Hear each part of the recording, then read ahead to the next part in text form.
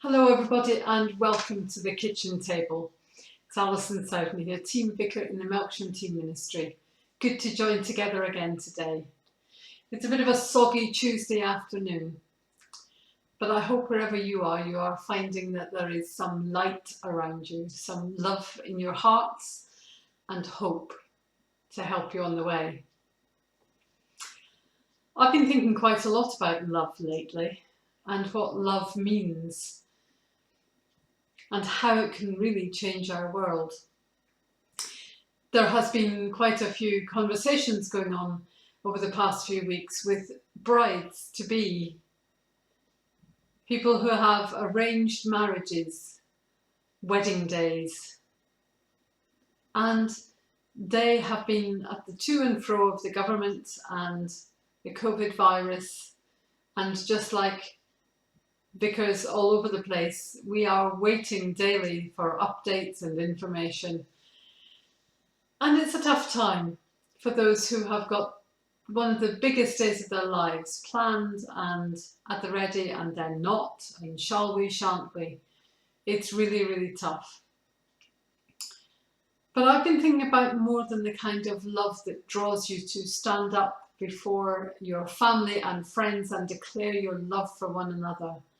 I've been thinking about what it is to love as community, to care for one another more deeply than just, oh hello, how are you?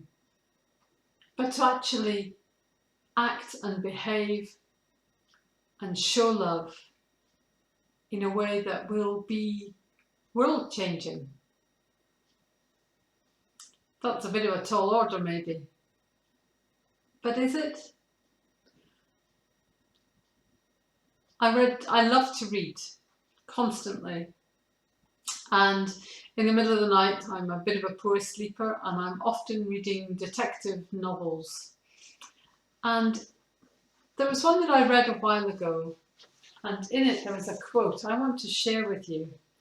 It came from the British crime series River, and Detective John River says, "There should be more than one word for love.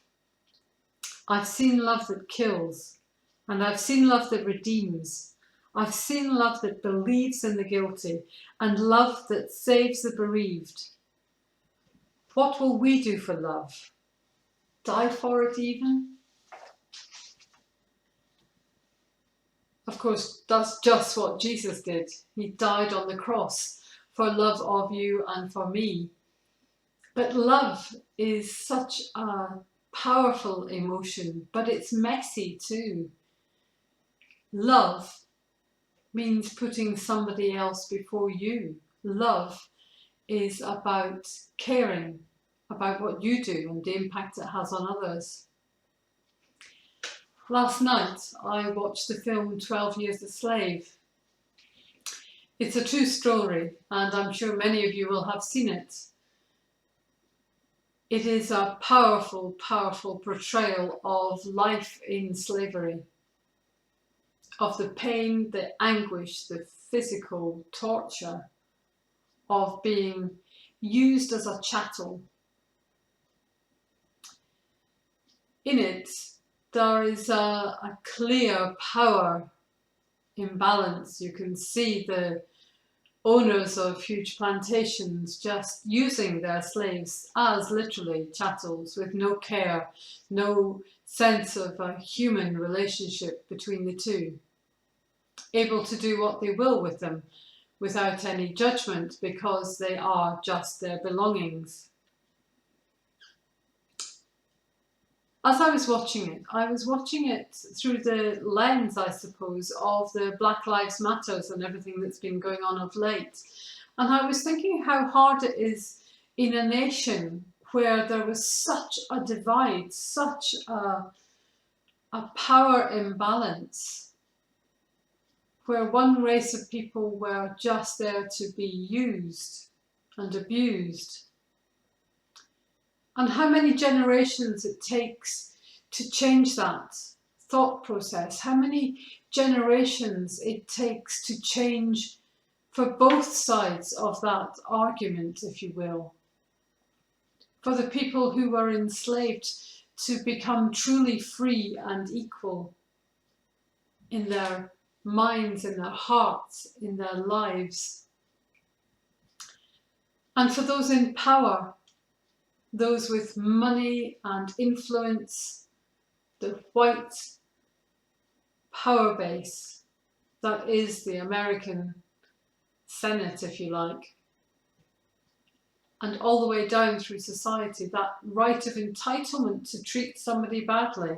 How many generations does it take for that to truly go, and for love to be somewhere in the midst of that that will truly bring healing? How do you encourage that kind of relationship that is about caring for each other no matter who we are, the colour of our skin, the place we come from?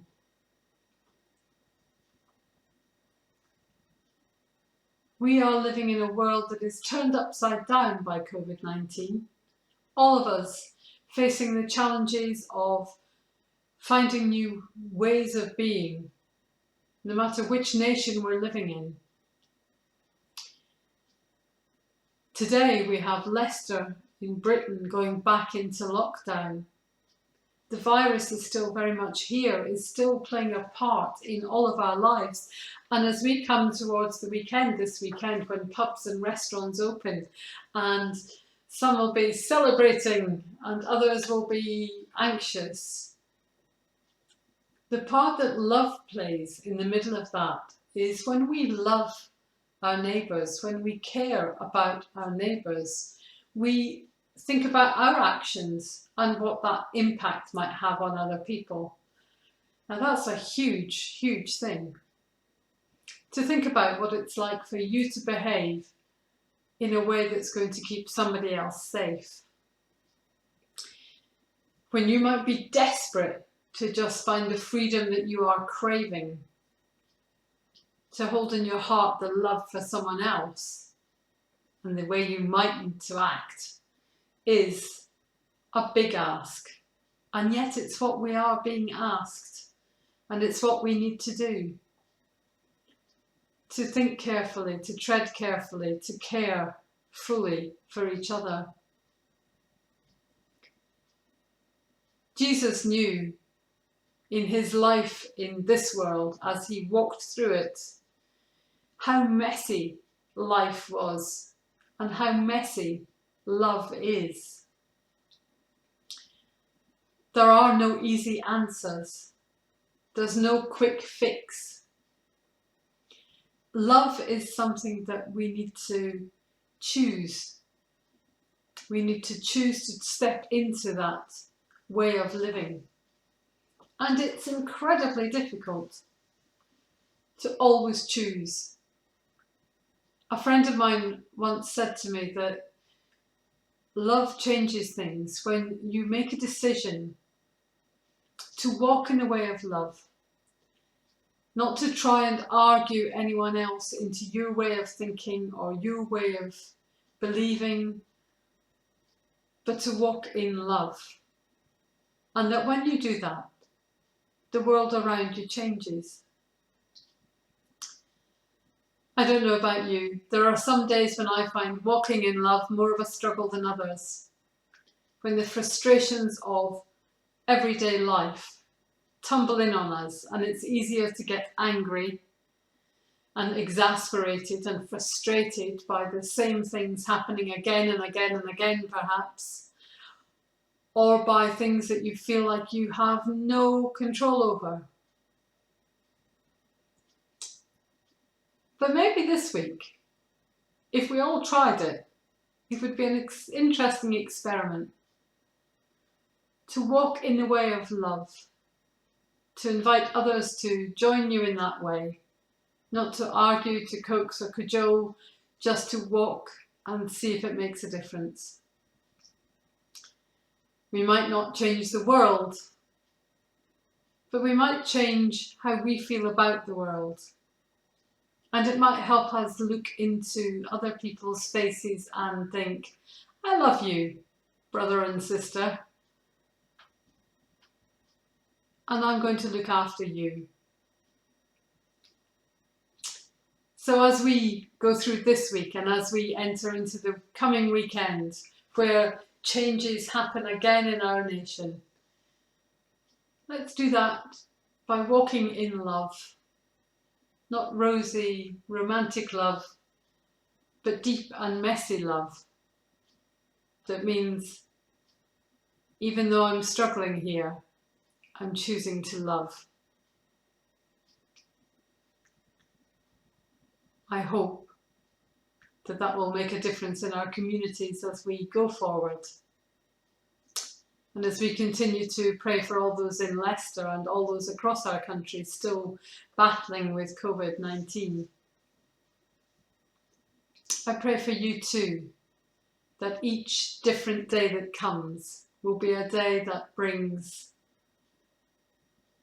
a new understanding of the messiness of love and the power that it brings into our lives.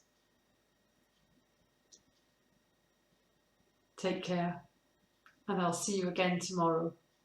Don't forget, order some of those cream teas.